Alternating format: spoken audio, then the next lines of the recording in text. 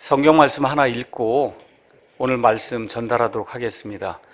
디도서 2장 11에서 13절 가서 보니까 구원을 가져다 주신 하나님의 은혜가 모든 사람에게 나타나 우리를 가르치시되 경건치 아니한 것과 세상에 속한 정욕들을 우리가 거부해야 되는 거예요. 저와 여러분이 경건치 아니하다고 하는 거는 하나님의 성품에 맞지 않는다는 거예요.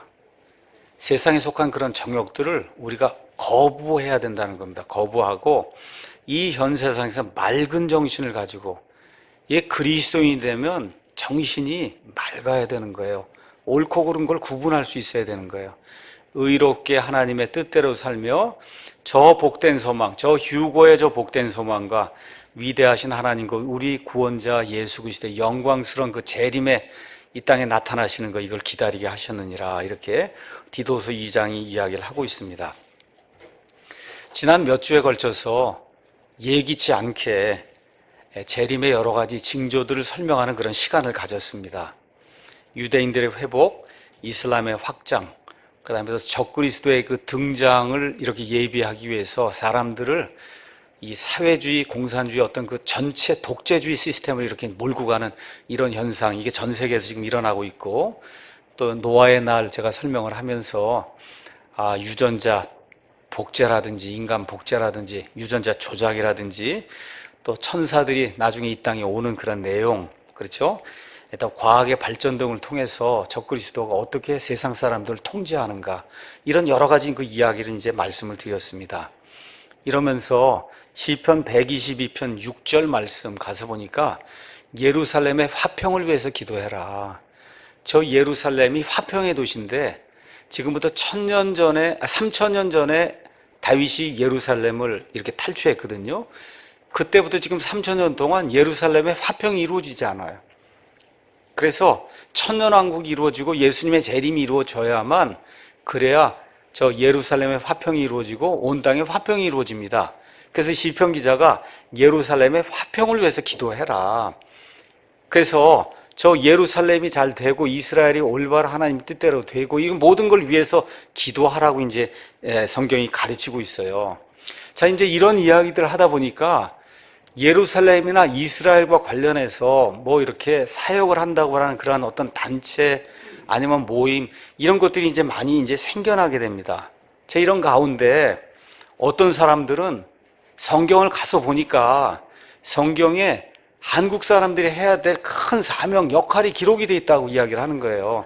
성경에. 그래서 성경에 한국이 나온다는 겁니다. 성경에. 특히 이 재림의 때 한국이 나온다. 그래서 제가 이거를 뭐 찾으려고 해서 그런 것이 아니라 뭐 이렇게 유튜브를 이렇게 뭐 검색을 하는데 뭐가 하나 이제 뜨더라고요. 그 뜨는데 이게 제목이 이렇게 된 거예요. 이사야서에 예언된 이스라엘을 회복시킬 한 민족은 꼬레아인가? 이사야서 55장 5절 뭐 이렇게 해서 유튜브 제목이 이렇게 뜨더라고요. 그래서 이런 거 보면 저와 여러분 가치가 없잖아요. 그냥 넘어가야 되는데, 가서 보니까 한국 메시아닉 뭐 선교 방송인가 여기서 3년 전에 올렸는데 21만 회를 봤다는 거예요, 사람들이. 야, 이게 문제가 있구나. 이게 문제가 있는 것, 이런 거 뜨면 그냥 버려야 되는 겁니다, 여러분. 이런 게 어디가 있어요, 성경에. 그래서 가서 보니 지금까지 2000년 동안 어떤 신학자도 언급하지 못했던 이스라엘의 회복에 대한 이사야 예언의 실마리를 제시한다. 이렇게 이걸 써놨더라고요.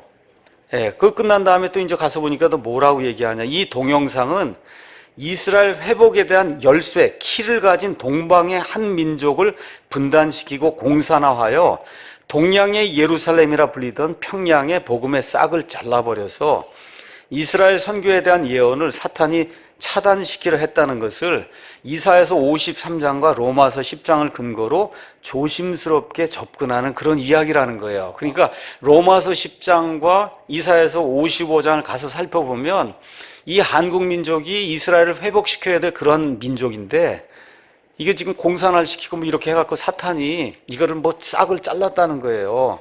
그래서 브레드 TV를 보라 뭐 이렇게 해서 거기다 써놨더라고요.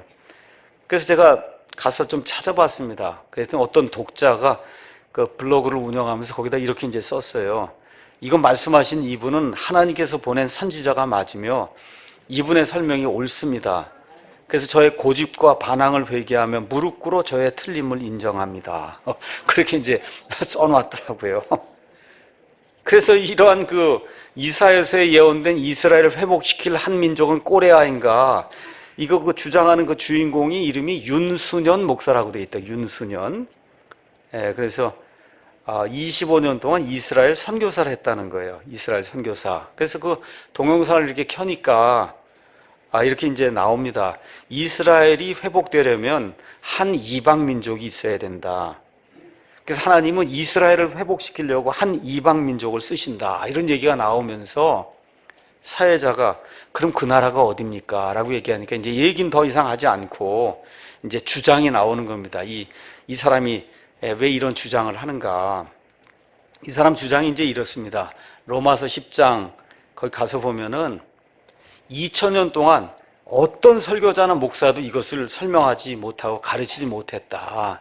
이제 본인이 한다는 거예요. 2000년 만에. 그래가지고 그렇게 이야기를 하더라고요. 그래서 10장 18절에서 21절에 나오는 한 민족이 누군지 아느냐. 저는 아무리 살펴봐도 민족이 안 나오던데 민족이 나온다는 거예요. 그러더니 이제 갑자기 또 이 사람이 1999년 12월 31일 자정에 김대중 대통령이 종각에서 보신각에서 종을 치면서 우리나라를 정동쪽이라고 했는데 아주 엄청난 그런 그 이야기를 했다고도 그러더라고요. 김대중 대통령을 뭐 해갖고 김대중 대통령이 우리나라가 정동쪽이라고 얘기한 게 무슨 큰 진리인 것처럼. 그러면서 지도가 하나가 나오면서 저기 이스라엘은 북이 35도고 우리나라는 38도인데 뭐 3도 정도 차이도 이거 완전한 정동쪽이다. 뭐 그렇게 이야기를 하더라고요. 그러더니 왜 이게 정동쪽인가? 그거를 근거를 드는데 어떤 말씀을 근거로 두냐? 이 말씀을 드는 거예요. 에스겔서 38장 12절에 이걸 기준으로 해서 그래서 우리나라가 아주 정동쪽이라는 겁니다. 그래서 처음에 저는 우리 킹제임스 성경을 가서 에스겔서 38장 12절을 읽어봤어요. 그랬더니 민족들에게서 나와 모여 지내며 가축과 재물을 얻고 그 땅에 한가운데 거하는 백성 위에 두겠다. 아무리 봐도 무슨 얘기가 없더라고요. 뭐가 이게 그래서 뭘 가지고 이게 우리나라가 정동쪽이라고 얘기하나. 그랬더니 개혁 성경을 갖고 이야기하는 거예요. 내 손을 들어서 황폐하였다가 지금 사람이 거주하는 땅과 여러 나라에서 모여서 짐승과 재물을 얻고 세상 중앙에 거주하는 백성, 그게 이스라엘이라는 거예요. 그러니까 이 사람은 개혁 성경을 읽고는 세상 중앙, 그러니까 이스라엘이 세상의 중앙이라고 그랬다는 거예요. 성경이. 그러니까 이스라엘의 중앙이니까 이스라엘에서 보면 정동쪽이 우리나라다. 그렇게 이야기를 하는 거더라고요. 근데 바른 성경을 가서 보니까 바른 성경은 또 여러 나라에서 돌아온 백성 곧 가축과 재물을 얻고 그 땅 중앙에, 중앙이라는 게 그 땅을 얘기하는 거지 세상 중앙이 아니고 지금 저 예루살렘 저 팔레스타인 땅이 있는데 저 땅의 한가운데 살고 있는 그걸 이야기하는 거지 이게 세상 중앙이 아니거든요. 여러분 우리나라를 왜 극동이라 그래요? 우리나라가 아시아의 동쪽에 있으니까 극동이지 이스라엘 중심으로 극동이라고 얘기하는 게 아닙니다, 여러분. 맞습니까? 아시아가 있을 때 우리나라가 저 동쪽에 있으니까 우리를 극동이라고 얘기하는 거지. 여기 있는 것처럼 세상 중앙에 이스라엘이 있기 때문에 그거 중심으로 해서 우리나라가 극동에 있다? 웃기는 이야기죠. 예.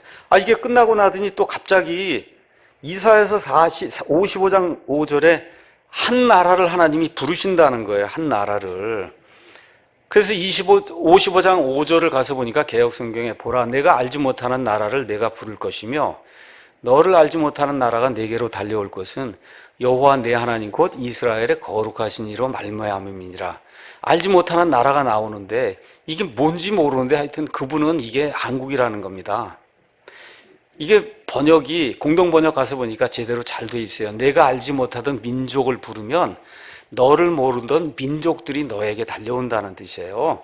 이게 우리 킹제임스도 정확하게 그렇게 돼 있어요. 보라 내가 알지 못하는 한 민족을 내가 부를 것이요 주 내 하나님 곧 이스라엘의 거룩하신 이로 인하여 너를 알지 못하던 민족들이 내게로 달려올 거다. 이렇게 이제 돼 있어요. 그러니까 공동번역이나 킹제임스 뭐 NIV니 할 것 다른 모든 성경들 가서 보시면 어떤 한 민족을 부르고 사실은 그 민족이 여러 민족이다. 이렇게 지금 표현이 돼 있는 겁니다. 자, 그래서 이 사람 주장은 이거를 읽고는 이스라엘을 회복시키려고 복음을 가지고 이방인 나라가 이스라엘에게 가야 된다는 거예요. 이분 주장이. 그렇게 이야기하면서 55장, 이거는 거의 인용 안 하는 거고, 우리가 성경을 읽으면 55장에 아주 유명한 말씀이 있어요. 유명한 말씀이 뭐냐 하면 이 말씀이에요. 이 말씀 뭐냐 하면, 너희는 여호와를 만날 만할 때 찾으라. 가까이 계실 때 그를 부르라. 여러분 많이 들으셨죠? 이게 그 55장 그 6절에 아주 유명한 말씀인데, 이분 얘기는 그게 아니라는 거예요. 그게, 여기에 핵심은 5절이지 6절이 아니라는 겁니다. 그래서 여기 뭘 이야기하느냐? 내가 알지 못하는 나라를 내가 부른다라고 이제 이야기하는 겁니다. 내가 부른다. 이게 부른다는 게 동사로 히브리 말로 카라인데, 이거를 명사로 바꾸면 부르는 자가 되면 코레가 된다는 거예요. 코레. 그 다음에 주님의 이름이 여러 가지가 있는데 거기 이름 중에 하나가 하가 있는데, 이 하를 앞에 붙일 수도 있고 뒤에 붙일 수도 있는데 뒤로 갖다 붙여서 읽으면 코레아가 된다는 거예요. 코레아. 꼬레아가 된다. 그러면 그게 한국이 된다는 거예요. 그래서 코레아라는 민족을 이스라엘을 회복시키기 위해서 하나님이 맨 마지막 시대 이렇게 복음을 가지고 이스라엘 가는 그러한 민족으로 하나님이 부르신다는 거예요. 부른다. 그러면서도 뭐라고 얘기하냐? 이거를 이스라엘 그 현지인들에게 얘기하면 너무 기가 막힌 진리가 되는, 입을 못 연다는 거예요. 이렇게 이제 이야기를 하는 겁니다. 이게 이야기하면서 55장 끝부분에는 이제 뭐냐 하면 55장 10절에서 13절 하나님의 입에서 나온 모든 말은 하나도 빠지지 않고 다 성취가 된다는 그 말씀이 그 뒤에 또 나오거든요. 그 이분 얘기는 55장 그 6절에 나오는 여호와를 만날 만한 때 이게 찾아 이게 성취가 되는 게 아니라 요 앞에 있는 꼬레아가 성취가 되는 그거를 이야기하는 거다. 이 뒷부분에 있는 내용이. 그래서 여기 하나님의 입에서 나온 모든 말씀이 성취가 된다는 거는 꼬레아라고 하는 그 민족이 하나님의 부르심을 받고 그래서 이스라엘을 구원시키고 회복시킬 그런 민족으로 하나님이 만들었다는 이 말이 이제 성취가 되는 거다. 이제 그렇게 근엄하게 또 이야기를 하더라고요. 그 끝난 다음에 로마서 10장을 갑자기 가서 이야기하면서 이 예수님이 초림하신 건 예수님이 죄 문제 해결하려고 오신 거고 재림은 이제 이스라엘 회복하려고 이제 오시려고 그런다. 뭐 꼭 틀린 얘기는 아니에요. 그러면서 뭐라고 얘기하냐면 이스라엘은 자물쇠라고 하는 거예요. 이게 잠겨 있는데 이거를 열쇠가 있어야 열 수 있다는 거예요. 그 열쇠를 가진 그게 꼬레아라는 겁니다. 열쇠로 이렇게 그 키, 이스라엘을 열어줄 수, 이스라엘에게 잠겨있는 자물쇠인데 이거를 열 수 있는 키가 있어야 되는데 그 키가 꼬레아라는 거예요. 꼬레아. 그러면서 로마서 10장 13절에서 15절을 이렇게 인용을 하면서 제가 읽어볼게요. 누구든지 주의 이름을 부른 자는 구원을 받으리라. 그런즉 그들이 자기들이 믿지 아니한 분을 어찌 부르리요? 자기들이 듣지 못한 분을 어찌 믿으리요? 선포자가 없이 어찌 들으리요? 보내어지지 않았으면 그들이 어찌 선포하리요? 이것은 기록된 바 화평의 복음을 선포하며 좋은 일들의 반가운 소식을 가져오는 자들의 발이 어찌 그리 아름다움과 함과 같은지라. 이게 로마서 10장 13절에서 15절입니다. 그 사람이 뭐라고 얘기하면 여기 나와 있는 복음 선포자는 개인을 이야기하는 게 아니라 민족을 이야기한다는 거예요. 여러분 여기 무슨 민족이 있습니까? 눈 한번 샅샅이 이렇게 하고 한번 보세요. 이 안에 민족이 있나? 뭐예요? 복음을 선포하는 사람 부른다는 얘기지 어디 민족이 여기 어디가 나와요? 이거 완전히 사적인 본인의 사적인 해석이지. 그렇지 않습니까? 그러면서 모세 시대에 예언된 말씀, 이사야에서 예언된 그런 말씀, 이게 사도 바울이 그 핵심을 이제 발견했다는 거예요. 그래서 아마 바울은 하나님이 이제 이 꼬레아라는 그런 한국을 이 이스라엘을 회복시킬 그런 민족으로 이렇게 세운 것으로 바울이 아마 이해한 것 같다. 그렇게 얘기하면서도 그렇다고 얘기하면 또 안 되니까 만일 이게 우리 민족이라고 가정한다면 이렇게 얘기해요. 그렇게 얘기하면 이단이 될 것 같으니까 그래서 여기에 엄청난 에너지가 있다는 거예요. 그러니까 말은 가정한다고 하면 이렇게 얘기하면서도 실제라는 거죠. 실제. 거기에 엄청난 에너지가 있다. 우리가 그 열쇠를 가진 키민족이라고 하면 이스라엘을 회복시켜 재림에 영향을 미치는 민족이 우리가 된다는 거예요. 예, 그래서 이 한국교회가 공통 분모를 가져야 된다. 한국교회 안에 공통 비전을 가져야 된다. 그런 이스라엘을 회복하기 위해서 이스라엘에게는 선교사를 보내고 그 일을 하는, 그거 하는 게 한국교회의 마지막 사명이 돼야 된다. 그 얘기를 하더니 또 갑자기 이스라엘과 한국과 북한 이야기를 또 하더라고요. 그러면서 1948년 5월에 이스라엘이 건국하지 않았느냐. 그러지 우리나라도 1948년 건국이 아니라 정부를 수립했다 그러더라고요. 여러분 정부 수립입니까? 건국입니까? 건국. 아마 김대중 대통령하고 뭐 이렇게 관련이 있는 거 이거 보니까 그래서 정부 수립이라 그러더라고요. 정부. 그러더니 48년 9월에 북한이 또 뭐 나라를 세웠다. 그 얘기하면서 이게 세 나라가 다 48년 아니냐. 48년. 그래서 또 이렇게 연관이 또 돼 있다는 거예요. 그래서 사탄이 다 안다는 거예요. 뭐냐 하면 이스라엘이 세워지면 그러면 예수님 재림이 오는 걸 사탄이 알기 때문에. 근데 그 일을 하려면 또 이스라엘 회복시키려면 이방 민족이 있어야 되니까 그 한 민족이 이스라엘보다 더 중요한데 그 민족이 잘 되고 그러면 안 되니까. 그래서 어떻게 해요? 평양이 제2 예루살렘과 같은 건데, 그래서 이스라엘 회복되는 걸 막으려고 48년 9월 9일에 공산화를 이렇게 시키고, 이렇게 이제 해서 마귀가 이스라엘 회복하는 거 이런 걸 막고 있는 거다. 이렇게 또 사적인 해석을 하더라고요. 근데 그 사람이 꼬레아라고만 얘기하고 그 이방 민족이 한국이라고는 얘기는 안 합니다. 근데 가서 들어보면 꼬레아가 한국이구나. 그거 누구나 다 알 수 있게 그렇게 이제 이야기해요. 한마디로 샤머니즘, 황당무계한 이야기거든요. 황당무계한 이야기입니다. 그거를 한국 사람이 21만 명이 봤다는 거예요. 어떤 진리냐? 지난 2000년 동안 어떤 목사나 성경 강해자도 알려주지 않은 그런 진리를 이 사람이 이제 나타나서 가르쳐 준다는 거예요. 이게 얼마나 여러분 슬픈 일이에요. 여러분 이게 슬픈 일입니다. 이게 하나님께서 내 백성이 지식이 부족해서 망한다고 이야기했습니다. 한마디로 말씀드리면 이런 데 속아 넘어가면 안 됩니다. 이사야서에는 한국이 안 나와요. 성경 전체에 한국 안 나옵니다. 심지어 미국도 안 나옵니다, 여러분. 이렇게 어떤 민족주의나 뭐 이런 거 이렇게 해갖고 뭐 선택받은 그런 민족이다 이렇게 해갖고 뭐 한국 사람 이렇게 푹 올려갖고 뭐 하려고 하는 거 그거 다 가짜입니다. 그거 성경에 안 나와요.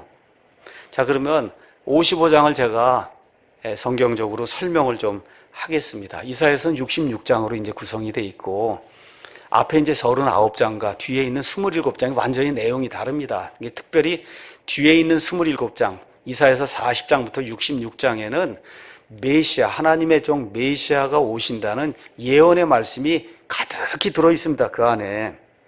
자, 먼저 55장 5절을 설명하기 위해서 55장 1절에서 3절 아주 유명한 말씀이에요. 오호 목마른 자들아 너희는 물로 나오라. 돈 없는 자도 오라. 너희는 와서 사 먹되 참으로 와서 돈도 내지 말고 값도 치르지 말며 포도즙과 젖을 사라.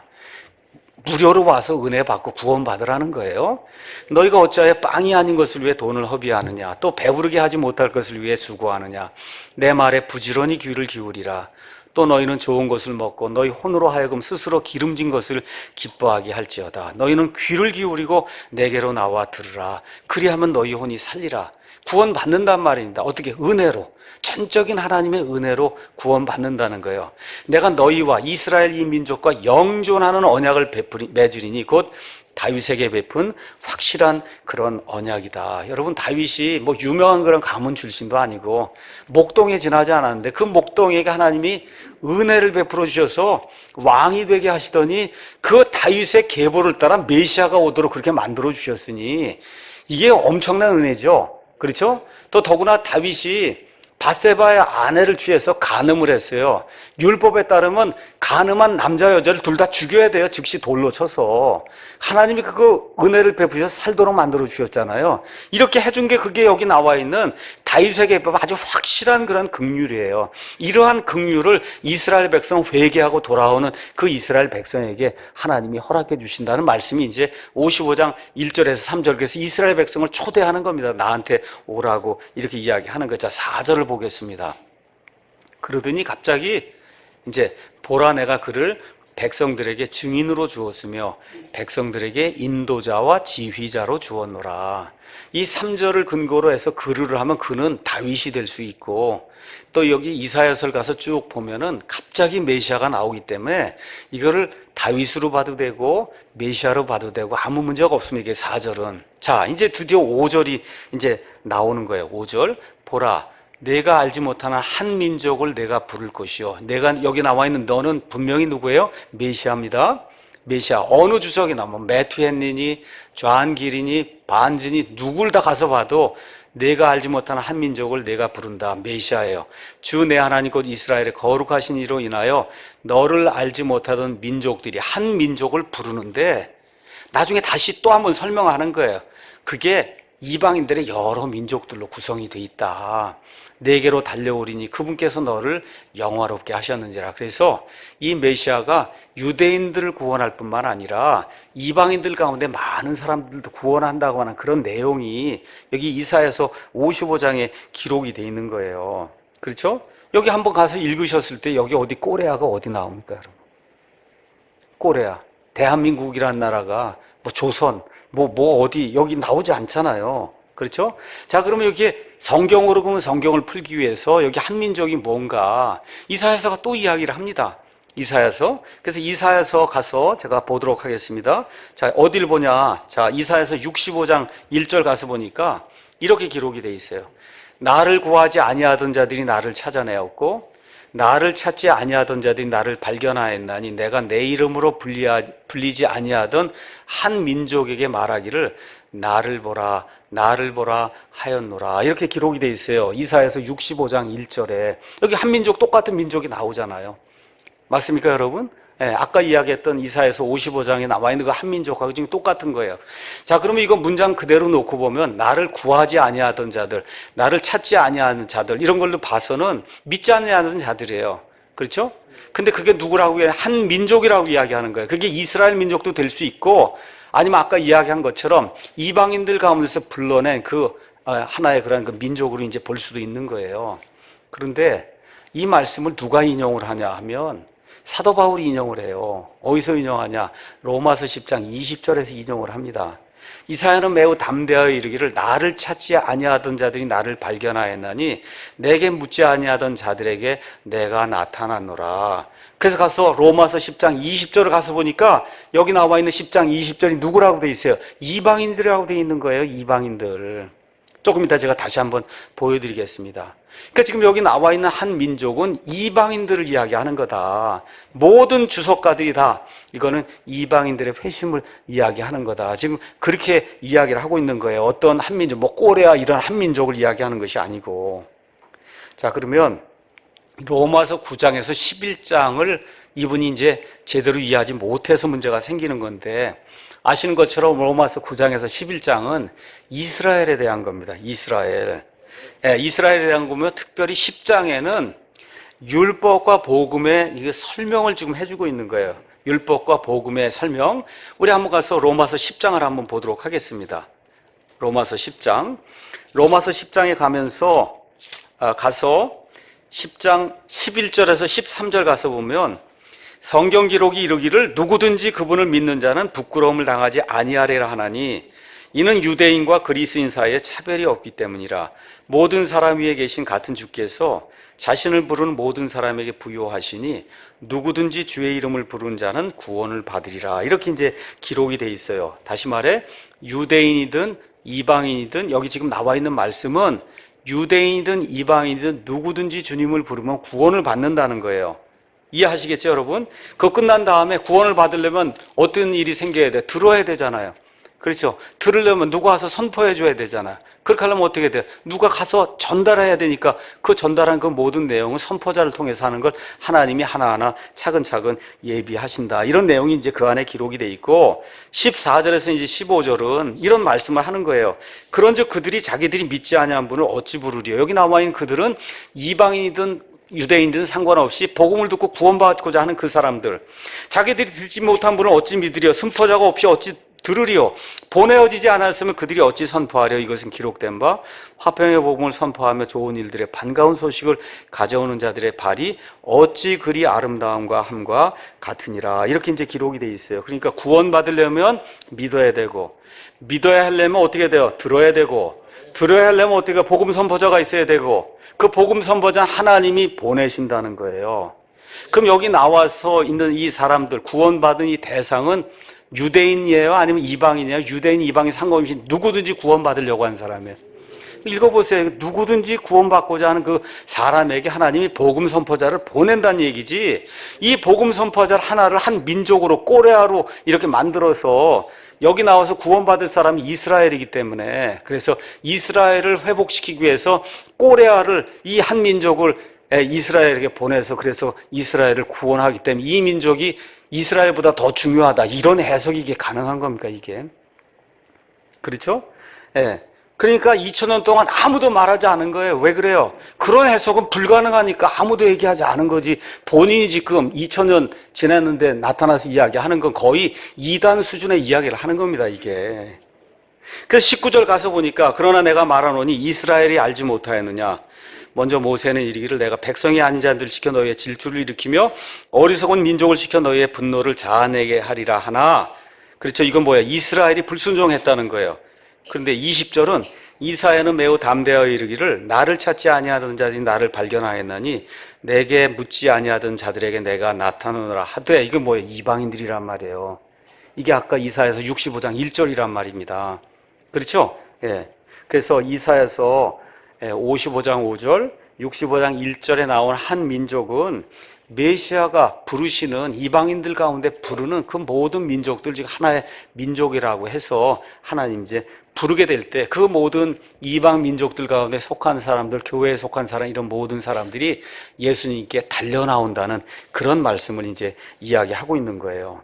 자, 그 동영상 밑에 보니까 한국 메시아닉 교회 이제 소개가 있습니다. 한국 메시아닉 교회 소개. 그래서 이제 그거를 한번 가서 제가 읽어보겠습니다. 한국 메시아닉 교회는 초대교회 모본인 메시아닉 주들과 같은, 주라는 건 유대인들이에요. 그러니까 메시아닉 유대인들과 같은 신앙의 노선을 걸으며 초대교회 유산인 토라 율법과 예배, 안식일, 절기를 회복하고 반유대주의와 대체신학을 거부하는 공동체입니다. 우리는 구원은 죄인이 오직 예슈와 마시아흐가 메시아라는 뜻이에요. 예슈아는, 이 사람들은 꼭 예수님이라 그러면 안 되고 예슈아라고 불러야 되고, 메시아라고 부르면 안 되고 마시아흐 이렇게 불러야 된다 그래요. 예슈아, 발음도 어려워요.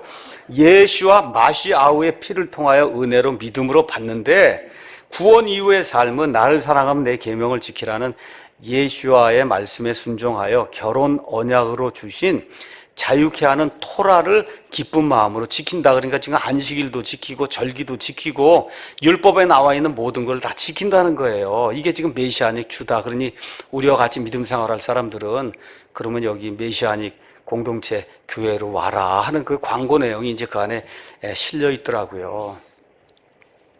여러분, 율법은 예수님 안에서 이미 다 끝난 겁니다. 이게 제 말이 아니에요.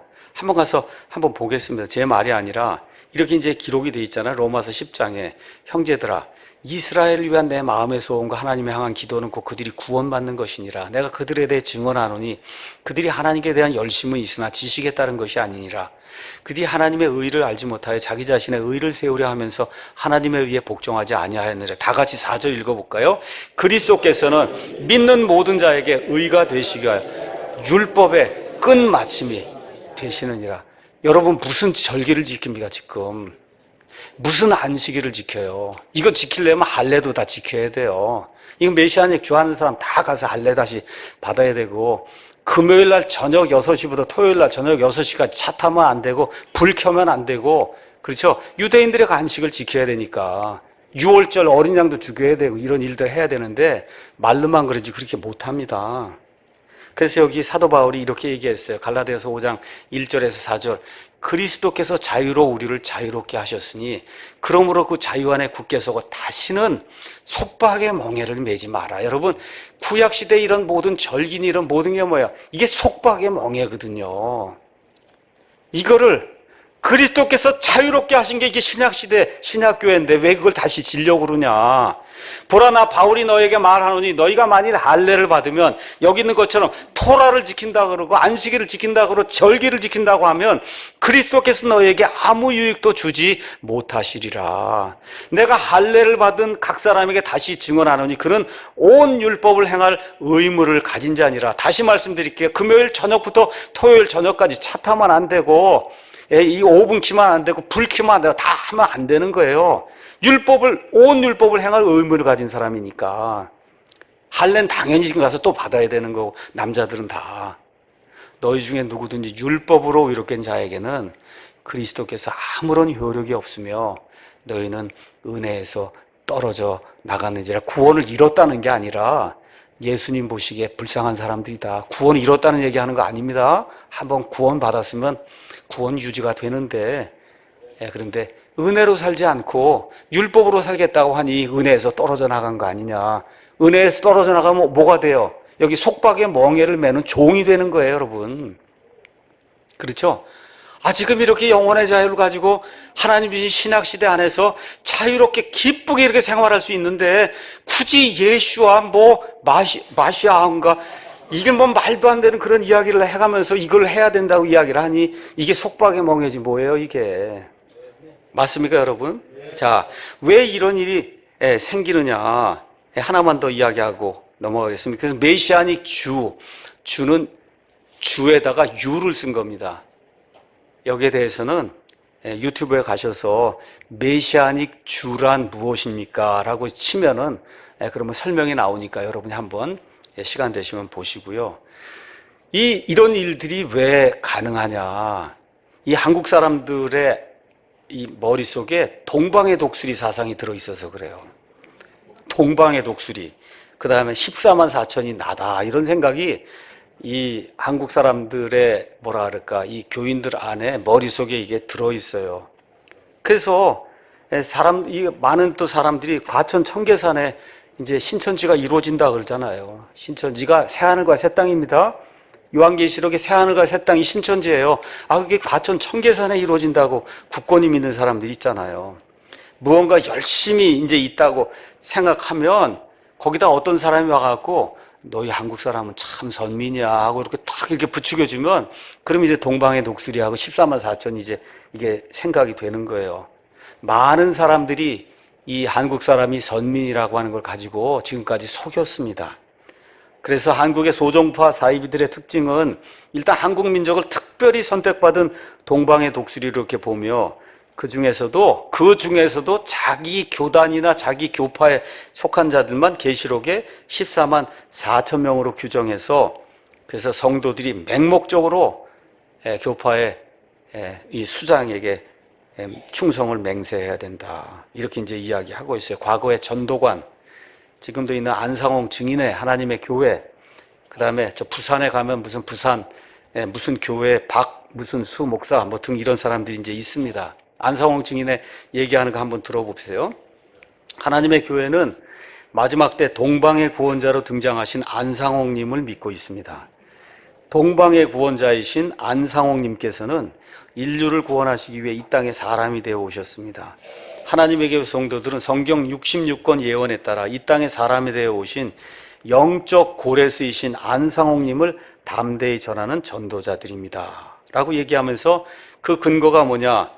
근거가 이 이사야서 46장 11절 내가 동방에서 독수리를 부르며 먼 나라에서 나의 모략을 이룰 사람을 부를 것이라. 내가 말하였은즉 정령 이룰 것이요 경영하였은즉 정령 행하리라. 이 말씀을 가지고 안상홍님이 동방의 독수리다. 이제 그렇게 이제 이야기하는 거예요. 부산 무슨 교회 무슨 목사가 이제 이렇게 이야기합니다. 만약 여러분이 거짓 설교를 듣는다면 여러분의 영혼은 노략질 당하는 것입니다. 그러므로 영들을 분별하여 아무 설교나 들으면 안 됩니다.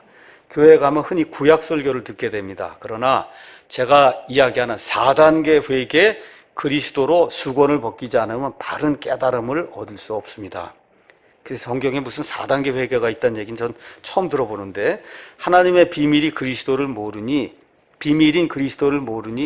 동방의 독수리를 바르게 깨달아 설교하는 분이 없습니다.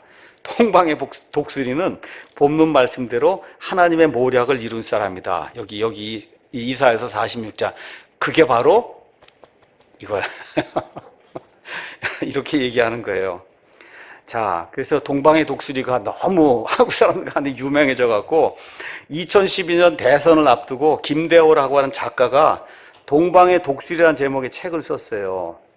그래서 안철수, 그분을 연상케 하는 18대 대통령 한철주를 주제로 한 미래소설이에요. 이 책의 핵심 내용은 한민족이 이스라엘의 12지파 중 하나인 단지파의 후예로서, 이게 다 똑같은 얘기 하는 거예요. 단군이 다 거기서 나왔다 그러고 이렇게 얘기하는 거거든요. 미래에 동방의 독수리로 세상을 장악한다는 겁니다. 물론 한반도는 성지 중에 성지로 여겨지고, 이게 소설 이름이 동방의 독수리예요. 철수를 위해서 이렇게 했다고 얘기를 하는 것 같은데, 자, 이렇게 돼서 거기 인용이 이렇게 돼서 신앙의 목적에 대한 계시를 받고 지중해 서편에서 동방으로 이주해온 위대한 민족이 있습니다. 바로 우리 민족입니다. 이렇게 해갖고 이 동방의 독수리 소설이 나왔어요. 그런데 경천 동지할 사건이 생겼어요. 경천 동지. 그게 무슨 얘기냐? 성경에서 개역 개정으로 가면서, 그래서 대한 성소홍회가 동방에서 독수리가 아니라 동방에서 사나운 날짐승을 부른다고 바꿔버린 거예요. 이제 동방의 독수리가 없는 겁니다, 여러분. 동방의 독수리가 없고, 뭘로 다 바꿔놨냐? 사나운 날짐승으로 이제 바꿔놨으니, 이게 또 우리나라가 사나운 날짐승을 할 수 없잖아요, 지금. 왜 그러냐? 모든 성경이 다 사나운 날짐승으로 돼 있어요. 어떻게 하다 보니까 이게 독수리가 이제 사나운 날짐승은 맞죠. 그걸 사나운 날짐승을 짧게 아마 독수리라고 옛날에 번역을 한 것 같아요. 우리 킹제임스 성경에는, 다른 성경도 다 마찬가지, 내가 동쪽에서 굶주린 새를 부른다. 곧 그게 누구냐? 먼 나라에서 나의 계획을 집행할 사람을 부른다. 내가 그것을 말했으니까 그걸 이룰 것이고, 그것을 작정하였으니까 그것을 행할 것이다. 지금 그렇게 이야기하는 거예요. 이거 뭐 경천 동지할 사건이죠. 이거 안상홍님이고 뭐 이렇게 박무슨 수 이거 하시는 분들에게는 이게 뭐 완전히 다 모든 게 다 깨지는 거 아닙니까? 자, 그러면 동방의 독수리는 이제 설명하도록 하겠습니다. 자, 동쪽에서 오는 그 무서운 굶주린 새는 누구냐? 이사야서 41장 2절에 내가 동쪽으로부터 의로운 사람을 일으키고 그를 불러 자기 발 앞에 이르게 하였으며 그 앞에 민족들을 주어 그러하여금 왕들을 다스리게 하였느니라. 그분께서 왕들을 먼지같이 쭉 이야기한 다음에 똑같은 41장 25절에 이번에는 동쪽이 아니라 북쪽으로부터 한 사람을 일으켰은즉 그가 오는데 그 북쪽이 해 뜨는 곳이라는 거예요. 그러니까 지금 여기 이스라엘 이렇게 있는데, 이스라엘에서 북쪽은 이게 북쪽이잖아요. 이쪽이 동쪽이잖아요. 지금 얘기하는 거야. 북동쪽이 어디에서 내가 사람을 부른다. 사람을. 그 사람이 누구냐? 여기 44장 28절에서 45장 3절에 나오는 것처럼 이사야 대언자가 다 설명을 해주는 거예요. 이스라엘이 결국 어떻게 돼? 바빌론 포로 생활 갔다가, 그랬다가 바빌론이 멸망하면서 고레스 왕을 내가 세워서, 고레스가 태어나기도 전에 이미 내가 그의 이름을 주었다. 고레스에 대하여는 이르기를 그는 내 목자라. 내 목자. 고레스는 알지도 못하는데 하나님이 그를 세웠다는 거예요. 그가 나의 기뻐하는 모든 것을 행하리라 하고, 예루살렘에게 이르기는 너는 세워진 자라. 이렇게 말씀하시면서 45장 3절에 주가 자신의 기름 부음 받은 자 고레스에게, 여러분 여기 고레스는 지금식으로 얘기하면 이란의 왕입니다. 이란 페르시아의 왕이에요. 그 페르시아의 왕을 하나님이 기름을 부어서 하나님의 일을 하도록, 그래서 저 동쪽에서, 저 동북 쪽에서 이 사람을 불러다가, 그래서 어떻게 해요? 이스라엘 백성 다시 돌아가도록, 유다 백성 다시 돌아가도록 하는 그 일을 하기 위해서 하나님이 고레스를 세웠다고 하는 그 얘기를 하는 겁니다. 내가 고레스 너보다 앞서가서 구부러진 곳들을 곧게 하고, 이렇게 쭉 이야기가 이제 나오면서 하나님이 유다 백성이 이렇게 하나님을 배반하고 우상 숭배해서 바빌론 포로 생활을 가지만 나중에 저 동북쪽에서도 한 사람을 불러서 그래서 너희 다시 돌아가게 하는 그런 일을 하게 할 거다. 그 누구예요? 메데 페르시아 왕국의 초대 왕이라고 할 수 있는 고레스를 이야기하는 거지. 이게 다른 어떠한 동방의 독수리 꼬레야 이런 거 하는 거 얘기하는 게 전혀 아닙니다. 자, 마지막으로 이제 동방의 이 한민족 엄청난 이 독수리 가운데도 14만 4천이 또 따로 있다는 겁니다. 14만 4천. 여러분 아시겠죠? 우리 이 이스라엘을 회복시키기 위해서 한 이방 민족이 더 중요한 민족이 나타나야 되는데 그 가운데도 14만 4천이 있다는 거예요. 14만 4천은 여러분 아는 것처럼 계시록 7장 4절에서 8절에 나옵니다. 가서 보니까 보라 내가 봉인된 자들의 수에 대하여 들었는데 이스라엘 자손의 모든 지파에서 봉인된 자가 14만 4천이다. 유다 지파에서 12,000, 루벤 지파에서 12,000, 갓 지파에서 12,000 이렇게 쭉 해갖고 이스라엘의 12지파에서 각 지파에서 12,000에서 12,000 곱하기 12 하니까 14만 4천 이렇게 나오는데 여기 지금 성경이 뭐라 그래요? 그 14만 4천이 누구라고 가르쳐 주잖아요. 내가 봉인된 자들의 수에 대해 들었는데 이스라엘 자손의 모든 지파에서 봉인된 자가 14만 4천이다. 누구라고요? 이스라엘이라고 얘기하잖아요. 여기 어디 동방의 독수리가 어디 있고 한국이 어디 있고 그런 게 어디 들어있어요. 맨 마지막 때 왕국이 가까이 온다고 해서 하늘의 왕국이 가까운다는 그런 말씀을 온 세상에 선포하러 다니는 유대인들이 나오고 그 유대인들 14만 4천을 이야기하는 거지. 여기 아무것도 없어요. 여기 무슨 영적인 의미 부여할 게 없는 거예요. 문자 그대로 각 지파에서 12,000명씩 14만 4천의 유대인들이 나와서 그래서 마태복음 24장에 하늘의 왕국의 이 복음을 세상 끝까지 전파. 하늘의 왕국은 뭡니까? 왕이 임한다는 거예요. 하늘의 왕국이 이제 그렇잖아요. 이제 한 7년 있으면 천년왕국이 임한다. 그거를 선포하러 다니는 이스라엘의 12지파의 14만 4천. 이 사람들이 일을 하기 위해서 봉인을 쳐서 하나님의 일을 하도록 만들어준다는 그런 이야기지. 여기 어디에 대한민국에 누가 어디 나와 있어요. 이방인을 가리켜 여러분 성경 처음부터 끝까지 어떤 이방인 아니면 어떤 민족을 가리켜 유다지파라 그러고 루벤지파라 그러고 갓지파라고 그런 적이 있어요. 우리나라 사람만 단지파 해서 단군이라 그러고 그런 샤머니즘을 따르는 거지. 그런 일이 어디가 있습니까? 그렇죠? 근데 이런 이단에 빠진 분들은 어떻게 해요? 다 구분해서 너 유다지파야? 넌 루벤지파야? 뭐 너 갓지파야? 뭐 해갖고 또 수가참 또 잘라낸다 그러고 뭐 이렇게 해갖고 14만 4천을 유지해야 된다고 하니 여러분 이런 무지에서 이제 벗어나야 돼요. 우리 기독교 이런 거 아닙니다. 여러분 기독교는 이런 거 아니에요. 내 백성이 지식이 부족해서 망한다. 지식이 부족해서 있을 수 없는 그런 일이에요.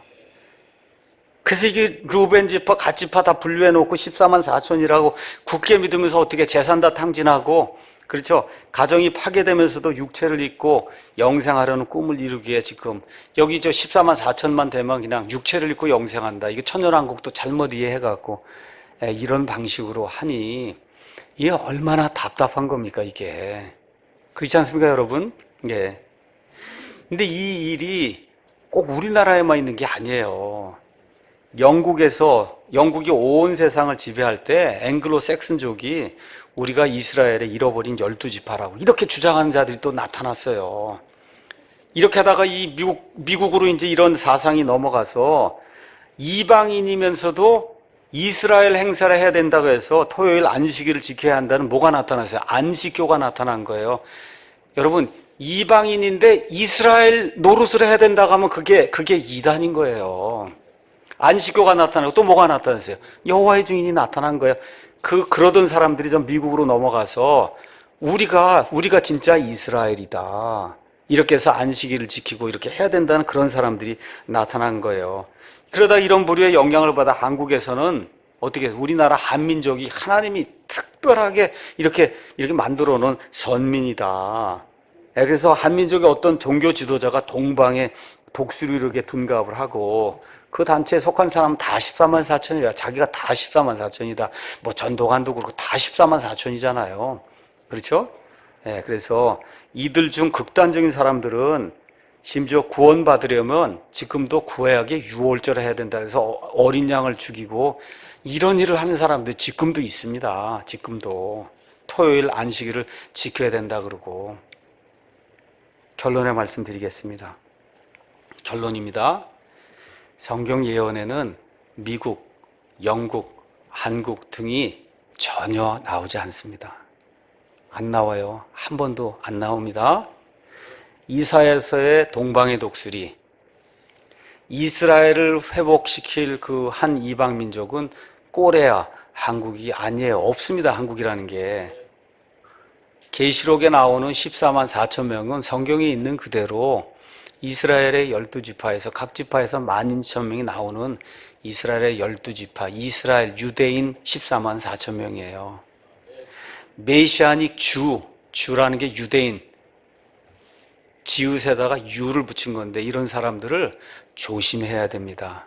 여러분, 성경을 읽어보니까 유대인이든 이방인이든 예수님을 통해 지금 구원받으면 이 시대에는 어떤 사람이 돼요? 그리스도인이 되는 거예요. 그리스도인, 예수 그리스도 안에서는 이방인, 유대인 구분이 있습니까? 없습니까? 지금 이 교회에는 없는 거예요. 그렇게 구분하면 안 되는 거예요. 유대인이든 이방인이든 예수님의 복음을 통해서 신약시대의 복음을 통해서 구원받으면 그리스도인이 되는 거지 왜 유대인이 됩니까? 예. 그래서 율법을 지키는 주, 예, 유대인 이렇게 되는 거 이거 주장을 하고 과거의 율법을 다시 지켜야 된다고 이야기하고 이렇게 하는 것은 속박의 멍에를 다시 매는 거다. 속박의 멍에를 다시 매는 거예요. 제가 갈라디아서 그 말씀 한 장 다시 읽고 그리고 마치도록 하겠습니다. 이게 얼마나 좋은 말씀이에요. 한번 보세요. 그러므로 그리스도께서 자유로 리버티, 이 자유로 우리를 자유롭게 하셨으니 그러므로 그 자유 안에 굳게 서고 다시 속박의 멍에를 매지 말라. 여러분 사도행전 15장에 가서 보니까 거기 뭐라고 기록이 되어 있어요? 어떤 사람들이 유대에서부터 안디옥으로 내려와서는 너희가 어떻게 할례를 행하지 않으면 그건 구원받지 못한다. 그렇죠? 모세의 관례대로 할례를 받지 않으면 구원받을 수 없다고 주장을 해서 결국 안디옥 교회에서 이 바울과 함께 사람들을 예루살렘으로 보냈잖아요. 그래서 보내서 다 이야기하니까 베드로가 일어나서 뭐라고 얘기하냐? 우리는 그들과 마찬가지로 주 예수 그리스도의 은혜로 구원받은 줄 믿는다. 그 얘기하면서 뭐라고 얘기하냐? 잘 들으세요. 자, 믿음으로 그들의 마음을 정결하게 하사 우리와 그들 사이에 아무 차별도 유대인 그리스도인이나 차별을 안 뒀다는 거예요. 근데 이제 너희가 어찌하여 하나님을 시험하여 우리 조상들이나 우리나 능히 매지 못하던 멍에, 그게 뭐예요? 할례, 율법 지키는 거, 그렇죠? 안식일 준수하는 거, 뭐 여러 가지 절기 지키는 이거 유대인들도 아주 힘들었다는 거예요. 그렇죠? 예. 이게 능히 매지 못하던 그런 멍에를 왜 그리스도인들의 제자들의 목에다가 그걸 두려고 그러느냐. 그렇게 다 이야기한 다음에 결국 어떻게 야고보가 일어나서 얘기하죠. 사람들의 형제들아 내 말에 귀를 기울여라. 하나님께서 처음으로 이방인들 가운데서 자신의 이름을 위해 한 백성을 취해내시려고 그들을 찾아가신 것을 시므온 베드로가 밝히 말하였는데 대언자들의 말씀들이 이것과 일치한다. 자, 그래서 이제 결론을 내리겠다는 거예요. 그러므로 내 판결은 이러하니 곧 우리가 이방인들 가운데 하나님께 돌아온 자들을 괴롭게 하지 말라. 뭐 토라를 지켜야 된다, 안식일을 지켜야 된다, 뭐 해야 된다, 이거 괴롭게 하는 거거든요. 다만 그들에게 글을 써서 구약에 있는 그러한 그 예식법 이런 거 다 갖다 버리고 다만 그들에게 글을 써서 그들이 우상들의 더러운 것과 음행과 목매어 죽인 것과 피를 멀리하게 하자. 요거만 지키면 된다. 그 얘기 한 거예요. 그렇죠? 그래서 하나님이 우리에게 이 신약시대에 이 안디옥 교회 이 사람들이 예루살렘에 올라가서 이와 같은 이 회의를 해서 영원무궁토록 자유의 헌장을 주신 거예요. 율법에서 벗어난 걸 아주 추인을 한 겁니다. 율법에서 완전히 벗어났다. 얼마나 좋은 시대에 살고 있는데 사람을 다시 얽어매갖고 속박으로 다시 밀어넣는 이런 일을 하는 거 이거 안 되는 겁니다. 그래서 제가 오늘은 좀 뭐라 그럴까, 우리가 이제 이런 거 하면 안 된다. 좀 이렇게 간절히 호소하는 그런 차원에서 말씀을 드렸습니다. 마치겠습니다.